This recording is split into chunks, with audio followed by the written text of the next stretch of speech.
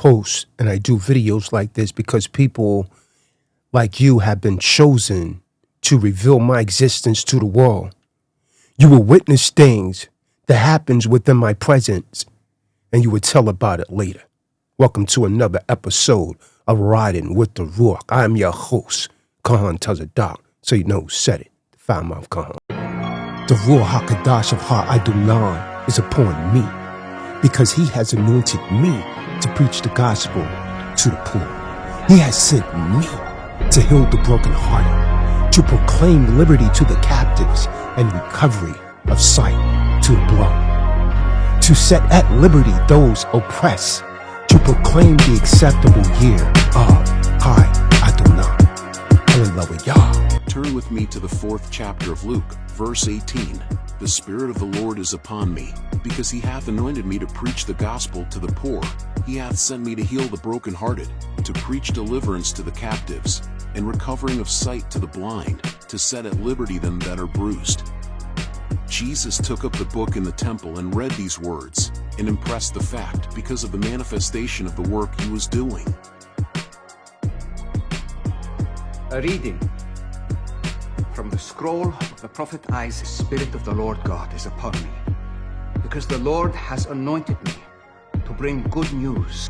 He has sent me to heal the brokenhearted, proclaim liberty to the captives, and the recovery of sight to the blind, to the opening of the prison for those who are bound, to proclaim the year of the Lord's favor. You are now riding with the Ruach for Yahuwah. Kahan tells a doc, the foul mouth Kahan, so you know who's saying. First and foremost, salute to Donald Trump, the king, the president, for attacking that DEI. Now let's get down to it. Androgyny. Androgyny. What is it? What does it mean to be androgynous? We're going to go into that in this video, and you're going to see why people are pushing you to be androgynous. Essentially, in common parlance, it means we all have male and female within us, and they're using this to justify women acting masculine and men acting effeminate, as you see in these photos right here. So we're going to go into this, and I'm going to tell you why this is dangerous and why it's anti-Yahuwah, or you may call him God. It's anti-Yahusha, or you may call him Christ. And so these type of people, they attack books dealing with the Most High. They say it's religion. Man wrote it. Well, man wrote just about every damn thing that you could think of and create anything because he's the Most High's vicegerent. So let's go into this. I'm going to say this, and it's going to offend a lot of people, but the Most High created man to be a ruler. You got a series of Eves out there. You got this kind that look for men that have money. Look for bozos like this dude right here that they preying on. Then you have the attention whores. You see them all over social media, right? Social media platform. They're uncivilized because they're not covered in 3/4 of cloth. They're damn near nude. Then you got the underage that will lie about their age and get you locked up. Then you have this new thing, the androgynous type. Right? If you're educated, you should know what sex you are. So we're going to go into this. We're going to talk about it, man. First of all, I think it's imperative to define exactly what masculinity is. See this dude right here on the bike? That's me. Go and tell the doc, and I'm a masculine dude, right? So why don't I start with androgyny, right? At its core, it means having traits or characteristics of both male and female. Now, whether in appearance, personality, or biological makeup. It's really a broad term that can encompass various aspects of gender identity and expression. Now, that's including a person's physical appearance, personality, and how they express themselves through clothing and other means.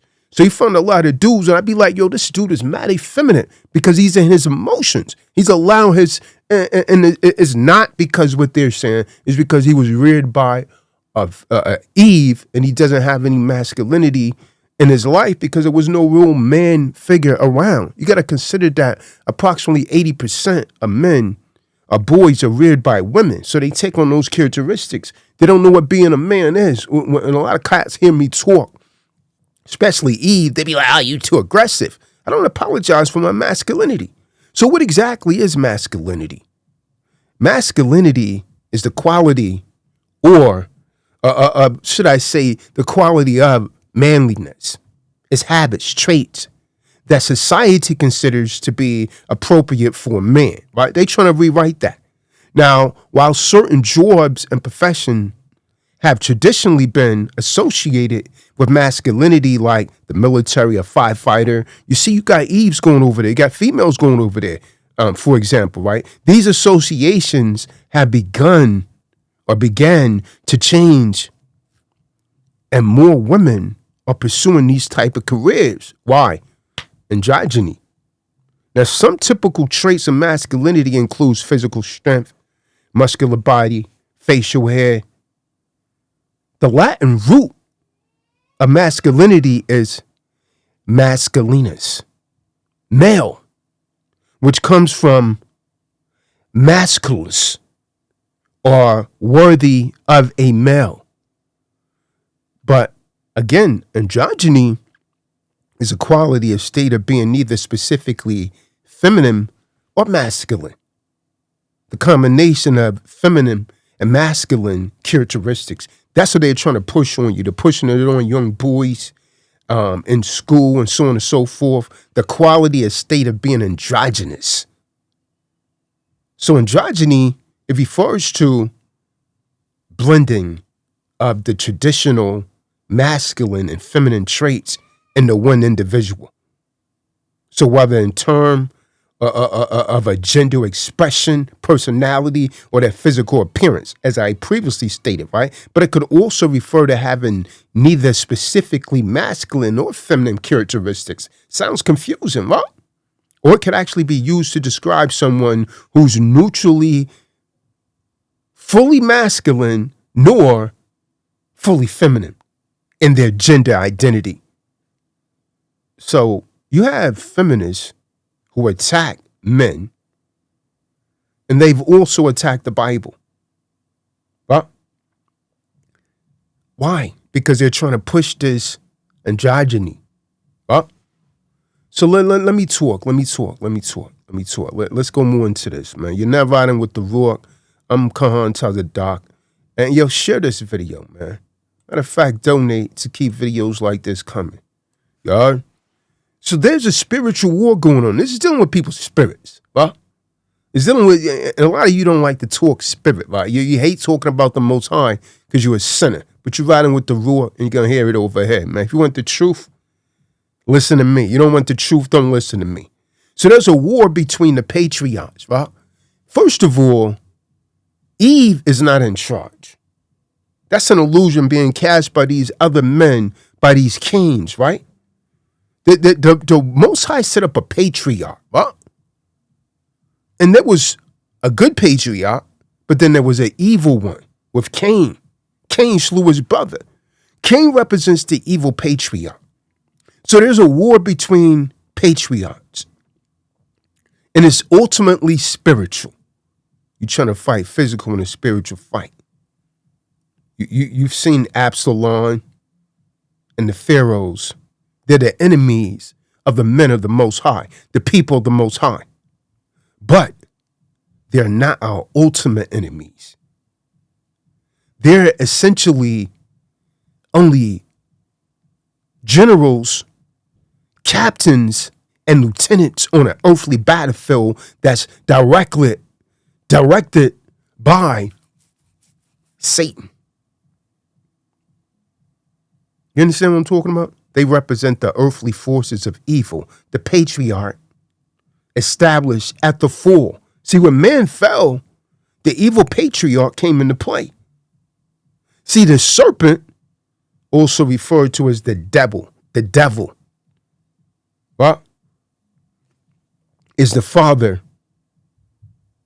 and mankind is his brood of vipers.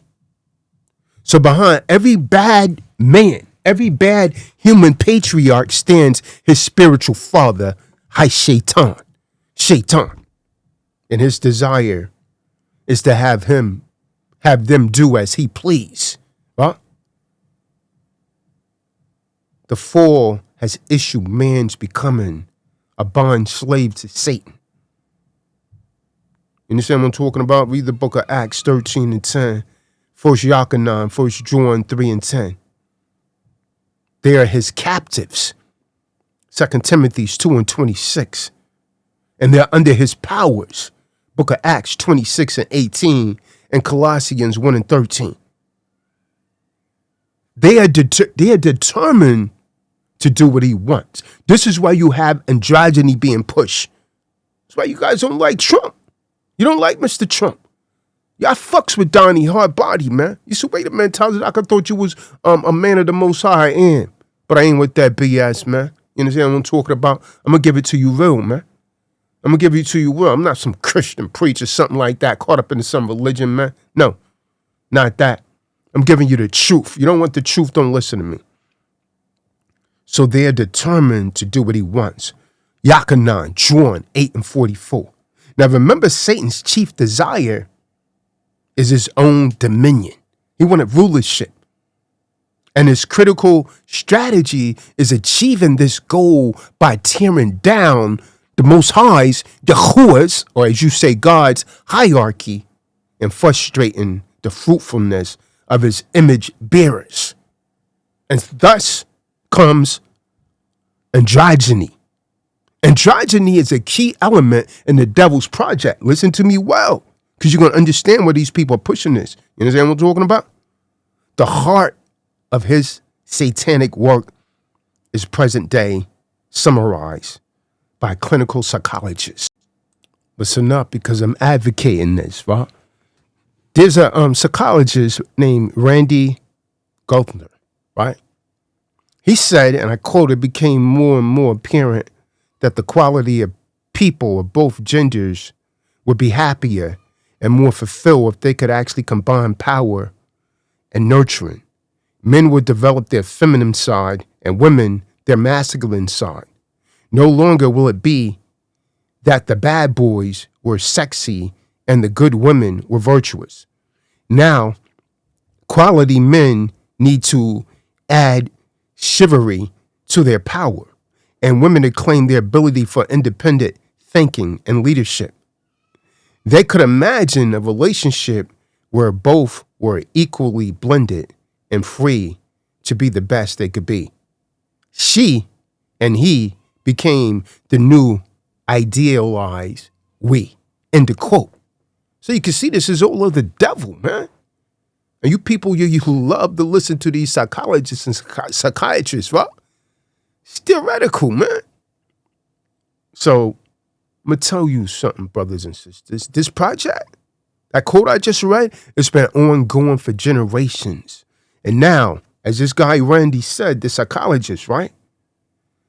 It has produced a great many men who are androgynous guys.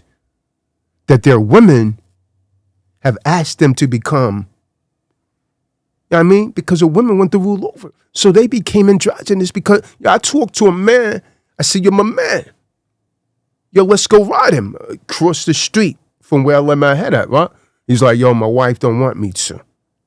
He's androgynous. You understand what I'm talking about? Because his wife wants him to be. But as this guy Randy explained, this project hasn't ended as they anticipated. You would think that women in this new relationship would be ecstatic, right? These women got these androgynous men, you got the androgynous women.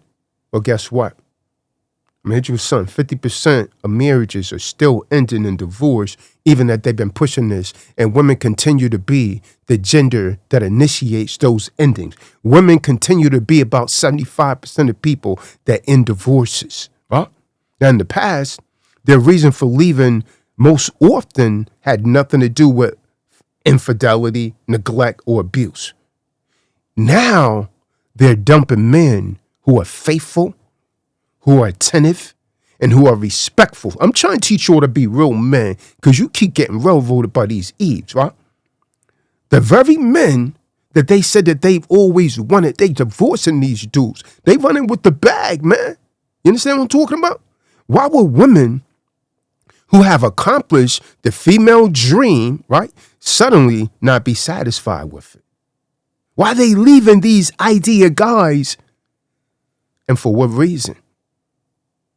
See, I'm currently dealing with several of these great husbands, right, or in my counseling sessions. And they are across the board, brother. They're across the board. Right? They're respectful. They have quality. They're caring. They're devoted. They're cherishing. They're authentic. They're supportive guys whose wives have left them for a different kind of dude. I counsel people. I'm a counselor. I'm a relationship coach, dating coach. By the way, if you need a counseling session, you can book it www.kahantazza.com. Now, you may think that these women are ruthless and inconsiderate. Those that I'm familiar with, those that I know, are far more than that. More than often, they still love their husbands as much as they ever did, but in a different way. Watch this, watch this. So what they tell me how wonderful their men are and how much they respect them. They just don't want to be married to them anymore. So these women that I've actually counseled, they've left their husbands for more masculine men. You say what? Yeah, you damn skippy. You know what I told you? You know what I said? They left their husbands for more masculine men. Believe me, more masculine men believe that their new relationship would actually be able to both excite and nurture them. Sadly, that has not always happened. The veritable saint with balls is as exclusive as ever. I want you to remember that this man's Randy, he quotes around masculine, right? She still believes that androgyny is idea because she is religiously committed to this androgynous thing, right? She writes an article, by the way, Randy is not a male, it's a androgynous female. So I don't know whether to say he or she, but Randy by birth is a female. You heard what I told you? So Randy writes, she writes, an article documenting how destructive androgyny is to marriage, and then concludes that couples might simply figure out a way to make an androgynous relationship work, an androgynous marriage work. And then concludes couples must simply figure out a way to make an androgynous marriage work. Now, of course, she herself is a psychologist and a marriage counselor. And she has not the slightest idea how to make it work. Meals over that. But she cannot consider any other option because that would be misogynistic, as they say, and toxic. You understand what I'm saying? Or to put it in a more ancient vernacular, it would be heretical and blasphemous. So I'm not exaggerating or trying to sensationalize. The war between the patriarchs, right? The war on gender is spiritual in nature. Anyone who has observed this war, let alone fought it, knows that the commitment to androgyny is religious. It's not scientific, as they try to make you believe. Every element from the madness to transformism, transgenderism, to women in combat, it works against the natural structures of creation that the Most High created. There's a man by the name of Dr. Peter Jones, and he's aptly documented that androgyny is a reoccurring and persistent pattern in pagan mythology throughout history. And It actually constitutes the pagan sexual idea. It comes from pagan. So androgyny is paganistic in origin, but you have these Eves that come on and try to debate that it's scientific. That's an outright lie. So spiritually, they upend it out of a religious necessity. See, from the Sumerian cult of Ishtar, with its sexually ambiguous priests, to the cult of Bacchus, with its initiation by the homosexual rape, to the literally emasculated priests of Cybele, to homosexual pedestry of famous Theosophists, paganism produces these glories in this ritualized androgyny. So this is inedible. Androgyny is the foundational doctrine of paganism. Did you hear me? Why? Because the Most High, Yahuwah, is just. And his justice is both consistent and wise. See, when people sin, therefore, we will always judge them. And when he judges them, his punishment always fit their crimes. When he curses sin, he does not do so randomly or haphazardly, but rather in keeping with the transgression. Case in point, right? Adam was made by the Most High, Yahuwah, to keep the earth. When he rebelled against the Most High, Yahuwah, the earth was cursed to rebel against him. Eve, the woman, was made by the Most High to help Adam rule and reproduce. When she rebelled, she was cursed. You understand that? With a rebellious spirit against Adam's rulership and pain in reproducing. This is what's going on today, man. Eve is rebelling. And a lot of you guys are embracing it because you're an androgynous simp mangina. You know what I told you? Adam's rulership and pain in reproducing is what her, when she rebelled against Adam's rulership, Eve was essentially made to help Adam. That was a primary purpose of being made. And so this is why they have to attack the Bible. This is why a lot of you don't want to hear the Bible. Well, Eve was made by the Most High to help Adam rule and reproduce. When she rebelled, she was cursed with a rebellious spirit against Adam's rulership and pain in reproducing.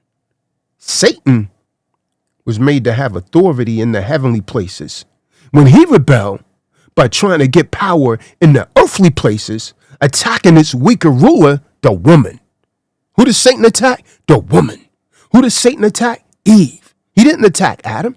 He attacked the weaker, the woman.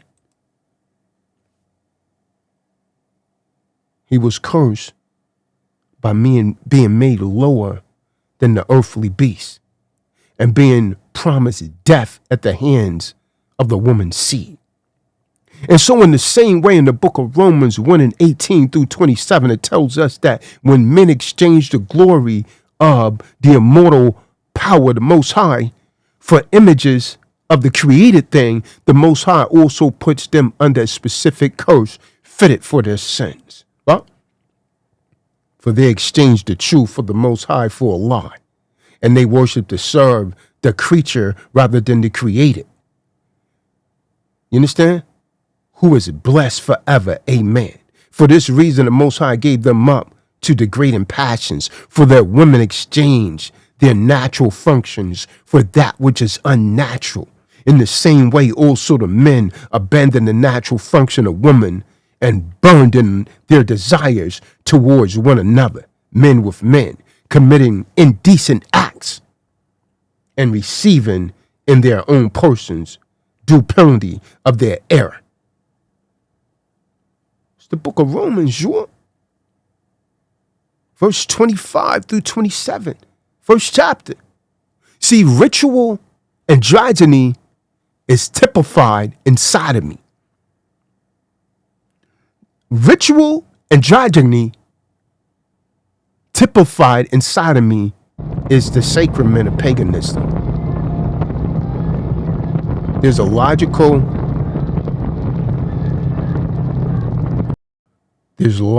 connection. Well, there's logical connection between exchanging the worship of the Most High for the worship of creation and the vilest form of effeminacy and butchness. You know what I said? The vilest form of effeminacy and butchness. So this connection is easily understood when we think about what man is. The image of the Most High, the image of Yahuwah that you call God. This is not a random description unconnected from the rest of the world. You understand? It's not. Man was placed to rule over. It illustrates a key principle found everywhere in the Bible, that the physical images, the spiritual. Everything seen is a representation of something unseen. Man is created in the image of the Creator. But man is the image of the Most High Yahuwah, God. Yet also male and female are in the image of the Creator and creation. So what the Most High Yahuwah does in creating Eve from Adam is a microcosm of what he had actually already done in creating the world. The world came from him, is distinct from him, and has the purpose of union with him. Eve came from Adam, is distinct from him, and has the purpose of union with him. Paul makes this point explicitly in the book of Ephesians 5:31-32 when he says there, when he narrows it down to speak specifically of the church. But when he compared Colossians 1:16-20 and Romans 8:20-23, you can go and read these yourself, and Genesis 9:9-17, we see that while the church is the pinnacle of the Most High's intention, he extends his design to the creation more generally. So in other words, the principles of male and female doesn't originate in Adam and Eve, but in the creation of the Most High, in his creation in general. So what should we expect to happen when a man consciously rejects his hierarchy and you allow your woman to rule over you? You don't do something because your woman told you not to do it.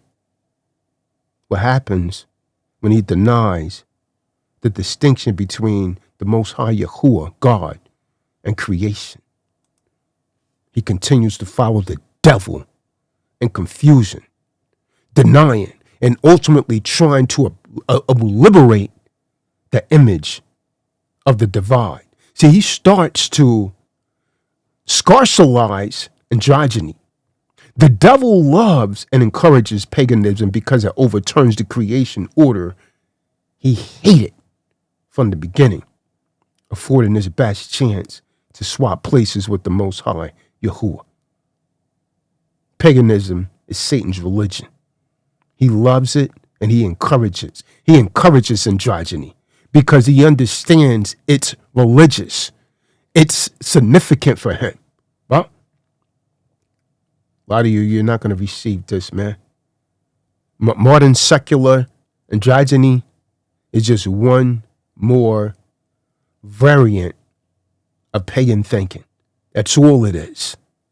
The spiritual mindset that Paul speaks of in the book of Romans 1:18, it is found in any worldview that collapse the creator and the creature distinction. See, the essence of Satan's desire is what's at hand right here. You cannot collapse the distinction without further collapsing all the other distinctions that depend upon it. So contrary to popular saying, I am spiritual, but I'm not religious, man, you can miss me with that. Scripture teaches us that every man is inherently religious. He might not have a religion with a clear doctrine and overt rituals, but he's nonetheless religious, engaging in worship. See, religious starts in the heart, where the Most High Yahuwah has placed eternity. Book of Ecclesiastes 3 verse 11. Go and read that.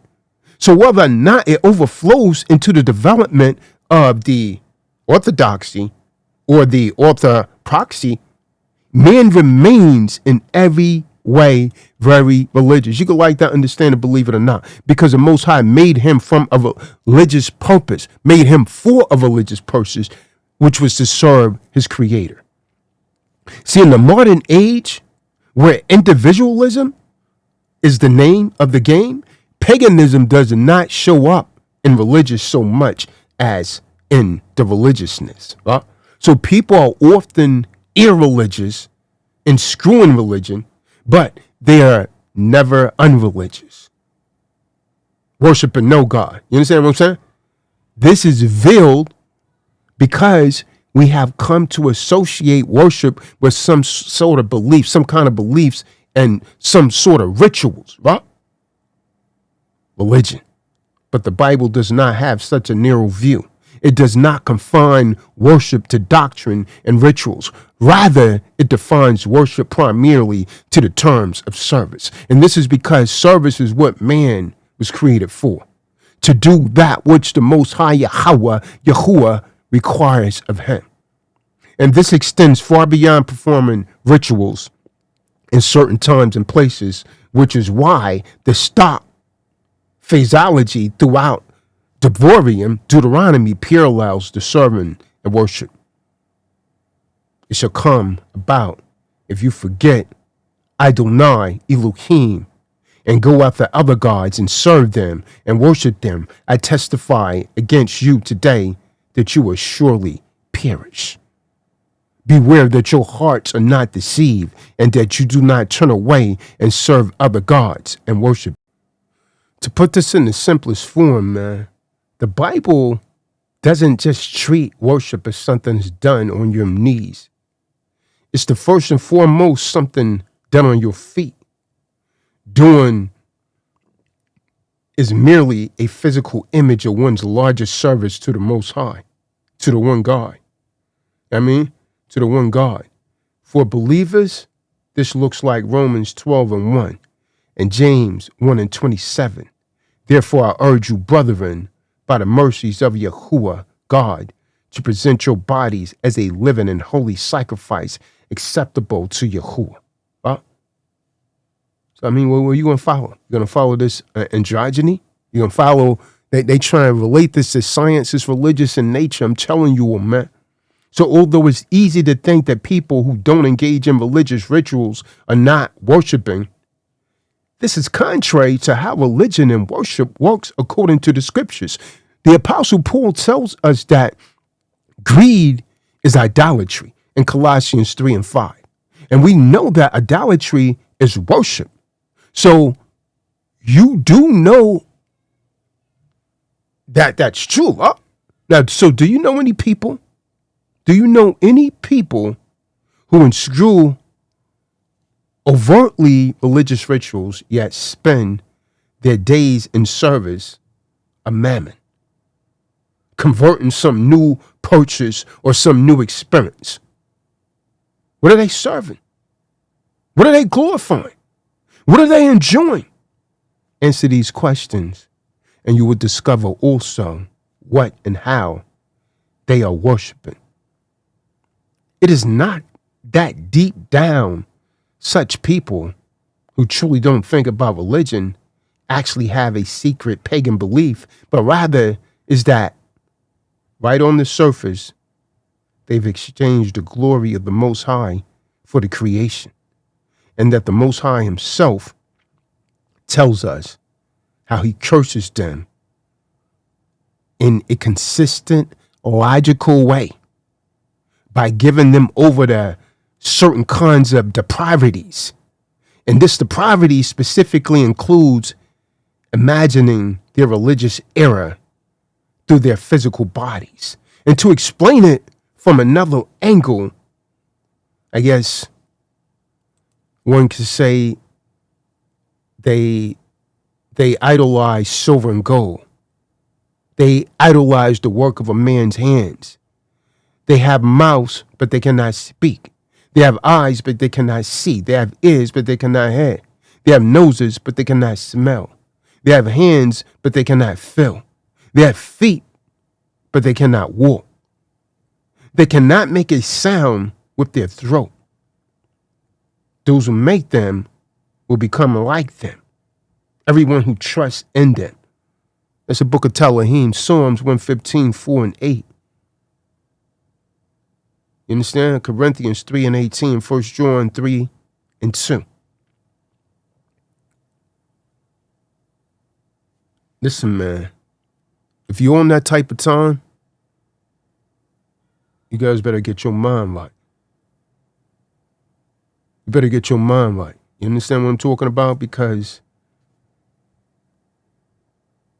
you cannot help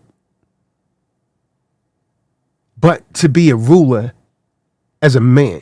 You're supposed to be a ruler. It's in your nature. The only question is whose dominion it will be. Who will you serve or worship? Because you're going to worship someone or something. The thing that you believe in most and you get most of your time to, that's what you're worshiping. The choice is stark. So you serve the Most High, Yahuwah, Yahweh, to bring heaven to earth, or you serve Satan to bring hell. Now, what you doing? I'm going to tell the doc riding with the Ruach, man. You're riding with the Ruach, man. A lot of you may not like this because it's spiritual in nature, but you need to hear it. Get your mind right, Ken. Get your spirit right. Don't follow this world. The ways of this world is foolishness with the Most High, man. You see a mile high, every day a mile high. I got to stay in the spirit. Now, this one dude, he was like, yo, man, you seem very religious, man. If so, man, we don't click. I said, yo, well, roger that. I'm not going to give up the Most High for you, Satan. When you're out here on this bike, your life's on the line, man, every time you go out. You see all these cars around me right here? Look at me. You see me? I'm out here. So you have to have something, man. When you're so full, you don't wish that you had believed in the Most High and served him the way that you were supposed to serve. Because check this out, right? You're not promised tomorrow, man. I live every day like it's my last from a positive perspective, because one day I realized that it will be. Death teaches us that we're not promised forever. You're not promised forever, my God. You're not promised forever. Eve, you better get your mind right and get your spirit right. You know what I told you? Get your mind right. And there's a war going on outside you're not safe from.